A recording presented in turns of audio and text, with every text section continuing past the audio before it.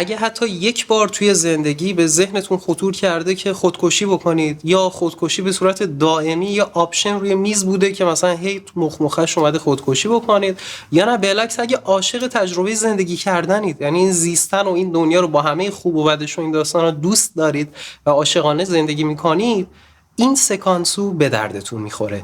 به مناسبت اولین سکانسوی سابرو تیوی به صورت رسمی میریم سراغ یکی از نابترین و دوست داشتنی ترین کارگردان هایی که خود من عاشقشم، نه فقط به عنوان آرتیست، برام یه شخصیه که خیلی از اندیشه هاش پر از درس بوده برام. عباس کیارستمی خدا رحمتش بکنه و فیلم طعم گیلاسش، فیلمی که باید هر ایرانی، نه فقط واقعا هر ایرانی، هر آدمی روی کره زمین یه بار این فیلمو واقعا ببینه. اگه از اون آدمایی هستید که براتون مهمه فیلمی که معرفی میشه جایزه گرفته باشه، ازش ستایش شده باشه، این فیلم نخل طلای کن رو برده. سال 1378 توی ایران اکران شده و 2-3 سال بعدش هم همین نخل طلای کن رو برده. قبل اینکه بریم سراغ فیلم طعم گیلاس، بازیگرش، داستانش و چه نکات شاهکاری در باب زیستن داره، در مورد سینمای کیارستمی هم بهتون یه 2 تا اطلاعات بدم که اگه فیلمای دیگه کیارستمی رو دیدید یا این طعم گیلاس رو برای بار اول دیدید، یه آشنایی با اندیشه‌ای کیارستمی داشته باشید، به دردتون میخوره. اولین چیزی که برای درک بهتر فیلمای کیارستمی لازمه بدونیم اینه که اندیشه خود عباس کیارستمی چی بوده راجع به کل زندگی. عباس کیارستمی عاشق تجربه زیستن بوده. اینو هزاران بار توی تمام مصاحبه هاش، ورکشاپ هاش و مستر کلاس هاش گفته. یه جایی هم گفته که من حاضرم کل این افتخارات و جایزه و شهرت و محبوبیت رو نداشتم ولی یک روز بیشتر زندگی میکردم.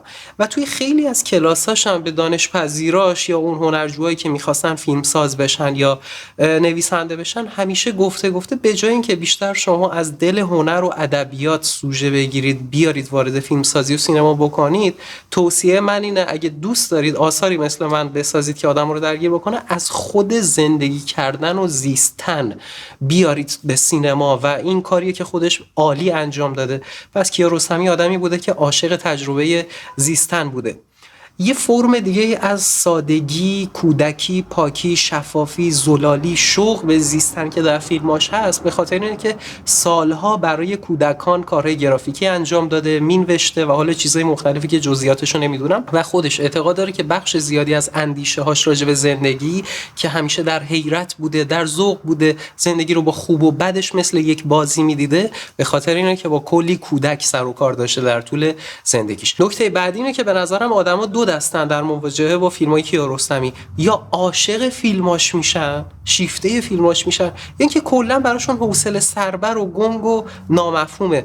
و به نظرم انتخاب طعم گیلاس فرصتیه که شما هم اولین مواجهتون رو با فیلماش داشته باشید. مطمئنم که اگه عاشقش باشید از بقیه فیلماش هم لذت میبرین. حالا اسم بقیه فیلم‌ها رو نمیارم چون که توی سکانسوهای بعدی دوباره میایم سراغ فیلم‌های کیارستمی. نکته بعدی در مورد فیلم‌های کیارستمی استفاده حرفه‌ای از نابازیگرهاست. تقریبا توی اکثر مصاحبه‌هایی که باش خارج از کشورم میشده همیشه ازش میپرسیدن که تو چه تکنیکی داری که این آدمای نابازیگر چنین موقعیت‌های منحصر به فردی توی فیلمات ایجاد میکنن، چطور باشون صحبت میکنی؟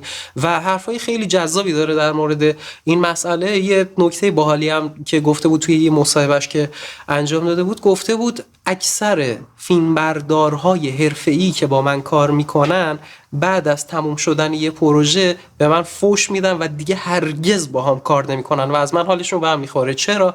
به خاطر اینکه من بهشون اجازه نمیدم حتی یک صحبت کوتاه با اون نابازیگرها داشته باشن. و فیلمبردارهای حرفه‌ای که البته حق هم بهشون میداد، میگفت حق دارن که به یه نفر بگن به عنوان بازیگر، بگن آقا یه ضربدر اونجا رو زمین کشیدم، بیا رو اون ضربدر وایسا جلوی فلان زاویه نور قرار بگیری. اما اگه من اجازه میدادم که فیلمبردارم به نابازیگر دستور بده، ممکن بود اون نتیجه‌ای که میخوام به دست نیاد و سعی کردم که این رابطه خالصی که بین خودم و نابازیگر هست حفظ بشه. اینم یکی از نکته‌های جالبی بود که راجع به استفاده از نابازیگرها میگفت. اگه نمیدونید نابازیگر چیه، کیارستمی توی فیلماش از آدمایی که کلا بازیگر نیستن بداهه اونها رو توی یه شرایطی قرار میداد و یه سری دیالوگا رو میگفت و نتیجه‌ای که به دست میاد واقعا خاص، یونیکه.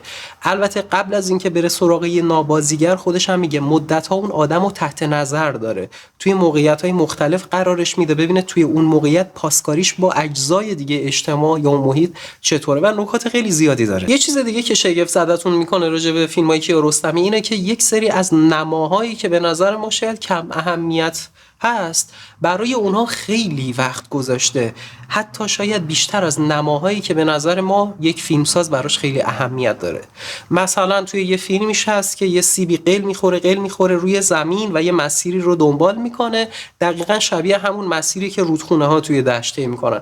کیارستمی برای ساخت فقط همون سکانس 24 ساعت روی زمین با گل و سیمان کار کردن که اون سیبو که قل میده، که حالا میرسیم بهش توی سکانس بعدی، سیبو که قل میده دقیقا همون مسیر رو طی بکنه. یا توی فیلم کلوزآپش اون شوت شدن قوطی رنگو روش کار کرده، 1000 بار اون نما رو گرفته که همونجوری در بیاد. و توی همین فیلم طعم گیلاس هم نماهای فوق العاده‌ای که میگیره واقعا جذبتون میکنه. فکر میکنید که خیلی وسواس به خرج داده نشده شاید توی نمای دم دستی، ولی دقیقاً روی همون نماها بیشترین وقت رو گذاشت. خب بریم سراغ خود فیلم طعم گیلاس. با بازی خفن همایون ارشادی، بازیش به نظر من بی‌نظیر بوده و پست میگن که آلپاچینو با چشماش خیلی خوب بازی میکرده و یکی از نکات طلایی بازیش همین بوده. به نظر من همایون ارشادی چشماش خیلی حرف برای گفتن داره توی این فیلم، فارغ از لحنش، سردیش، میمیکش و خیلی چیزای دیگه که توی بازیش هست. جزئیاتش من اونقدر فنی نیستم که اینا رو بخوام بگم.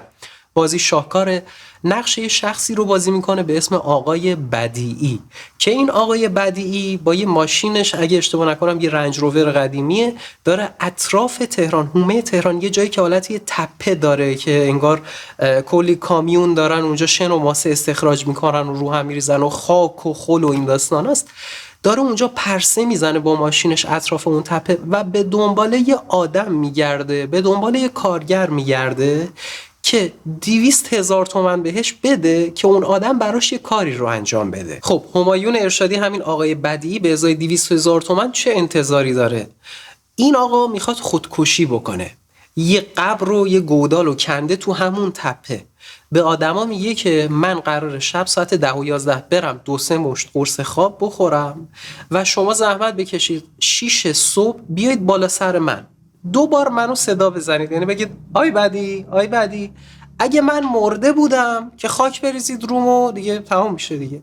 اگه نمرده بودم که چون صدا میزنی من بیدار میشم و حالا دیگه معلوم نیست ادامهش چی میشه. میره سراغ آدمای مختلف، اینو سوار میکنه، باهاش صحبت میکنه، به اون پیشنهاد میده، به این پیشنهاد میده، کاراکترهای مختلف با مودا و فازهای مختلف و اعتقادات مختلف، تا اینکه برمیخوره به یه پیرمرد خوشمشرب باحال گوگل مگولی ترک زبونی که یه سری دیالوگ های فوق العاده تاثیرگذار و نقطه اوج فیلمه.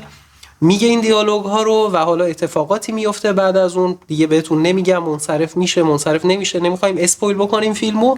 و در نهایت فیلم به انتها میرسه با یک پایان بندی که توی ذوق 98% شاید منتقدین زده، حالا 98% شاید اغراق کردم، خیلیا با پایان بندی این فیلم مشکل دارن، اما من اصلا مشکل ندارم راستش، به خاطر اینکه به نظرم خود پایان بندیش کلی درس داره. یعنی نگاهی که برای انتخاب این پایان بندی بوده به نظر من تکمیل کننده کل داستان فیلمه. به نظر من هیچ نمایی توی این فیلم بیخود انتخاب نشده، هیچ دیالوگی بیخود یا اضافه گفته نشده، همینطور که مثلا بگیم آب بسته باشه فیلم پر بشه. بسیار عمیقه، بسیار تاثیرگذاره، nemikham اغراق بکنم. یه صحنه‌ای هست که مثلا پیشنهاد داده میشه که میگه خب بیا یه املت بزنیم، میگه من تخم مرغ نمیخورم، برام ضرر داره. خب یه آدمی که میل به خودکشی داره و داره برای خودکشیش برنامه‌ریزی میکنه، چرا یه چیزی که براش مضر هست و نمیخوره؟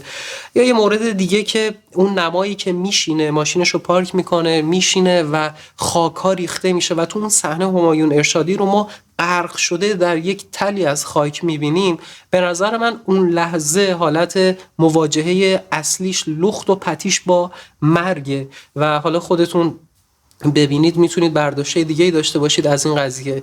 یا یه جاهای دیگه تضادهایی که کیارستمی توی فیلمش قرار میده، اون لحظه‌ای که ماشینش لاستیکش یه لحظه میفته اون گوشه و مردم میان کمک میکنن بهش و در واقع این از کمک مردم بهره مند میشه و انتظار کمک هم داره.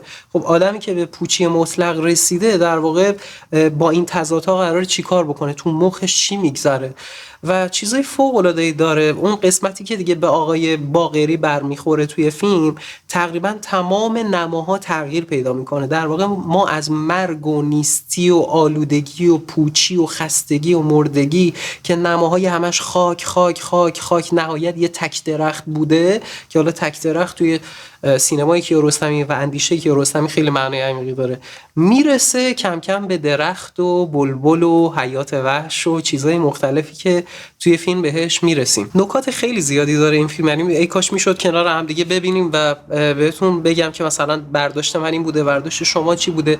ببین برخوردن این آدم همایون ارشادی در قالب آقای بدیعی به کسایی که از شهرستان اومدن تهران، از لرستان طرف کرده یا از شهرهای دیگه اومدن و همون اطراف تهران گم شدن، یکیشون توی اون زباله ها گم شده، یکیشون توی اون خاک ها گم شده و این آدم ها باز هم یک اصالتی دارن در حالی که گم شدن اونجا و مواجهه این آدم با اونها، صحبتشون، میمیک چهرهشون، حالت نگاهشون، شیوه جواب دادنشون، معذب شدنشون، اون سربازه، اون آدمی که داره آشغال جمع میکنه، تمام اینا درس داره. تمام اینا به نظر من درس داره، راجع به انسان توش درسه. شاید براتون جالب باشه همایون ارشادی توی برنامه تلویزیون به اسم سینما 4 که اومده بود یه حقیقتی رو راجع به اون پیرمرد ترک میگه. حالا فیلمو اگه فیلمو ببینید متوجه میشید. میگه که اون پیرمرد رو ما اصلا اتفاقی دیدیم سر صحنه فیلم برداری، یعنی وقتی که داشتیم اون محیط رو آنالیز میکردیم با عباس کیارستمی، یهو این آدم اومد یه تیکه به ما انداخت، گفت اومدید نمیدونم برای زمین خاری و از این داستانا و کیارستمی گفت این چه بیان جذاب و شیرینی داره و اینطور شد که این به عنوان آقای باقری انتخاب میشه و اون دیالوگای شاهکار که شاید همون دیالوگا باعث شده این فیلم نخل طلای کن رو بگیره گفته میشه. یه طرز نگاه فوق العاده هم که یک عزیزی به اسم آقای اسحاق پور که پژوهشگر ایرانی هست میگه که یک نگاه خیام گونه توی این فیلم موج میزنه، ستایش دائمی زندگی، اونم با تجربه حضور همیشگی مرگ. یعنی شما در عین اینکه این فیلم ستایشی از تجربه زیستن، همیشه هم خب همون موضوع فیلم همراهتونه که خب یه آقای بدیعی هست که به نظرش این زندگی پوچه و میخواد تمومش بکنه. یه چیز دیگه که خیلی ها بهش نقد داشتن که به نظر من اینم باز شروور منتقدین بوده، میگن که چرا دلیل و انگیزه آقای بدیعی از خودکشی مشخص نیست توی این فیلم.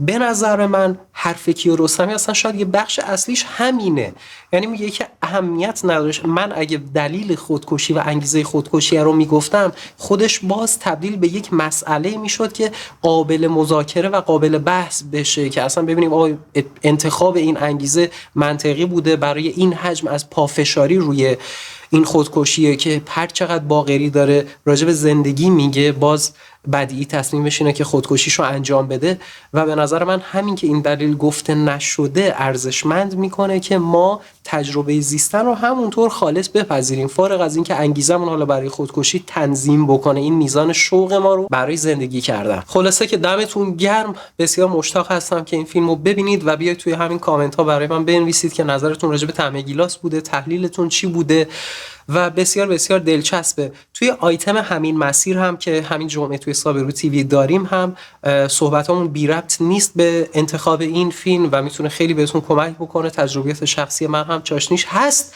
در هر صورت عاشقتونم، خدا رحمت کنه عباس کیارستمی رو. بسیار بسیار برای من انسان با ارزشیه و سعی میکنیم که از فیلم‌های فوق‌العاده دیگه‌اش هم توی سکانسو استفاده بکنیم، ولی خب با فاصله یه تنوعی بدیم، فیلم‌های خفنی هم داشته باشیم. هفته آینده هم فیلممون خیلی شاهکاره، همراهمون باشید. خب به عنوان پایان بندی سکانسو هم براتون یه قسمت از یکی از مصاحبه‌های عباس کیارستمی رو میذارم در مورد ساختن و خراب کردن و تفاوت ما آدم بزرگا با بچه‌های عاقل. چاکریم، خدا نگهدار. یک فیلسوف عرب یادم این که دلایل رو طبقه بندی کرده بود که چرا بچه‌ها رو دوست داره. چند تا الان تو حافظه من امیدوارم باشه بهتون بگم، چیزای عجیبیه، یه مقداری غیر معموله. گفت که من بچه‌ها رو دوست دارم به دلیل اینکه می‌جنگن بدون کینه. من بچه‌ها رو دوست دارم به دلیل اینکه در لباس نو و کهنه تفاوت نمی‌کنن. بود گفت من بچه‌ها رو دوست دارم برای اینکه میسازن مهمتر از همه و خراب میکنن. یعنی این ویژگی فوق‌العاده است که ما به کلی یادمون رفته. ما میسازیم و میخوایم نگه داریم و این فرصت رو به طبیعت میدیم که خراب بکنه و با تأسف میخونیم، ولی اون میسازه و خراب.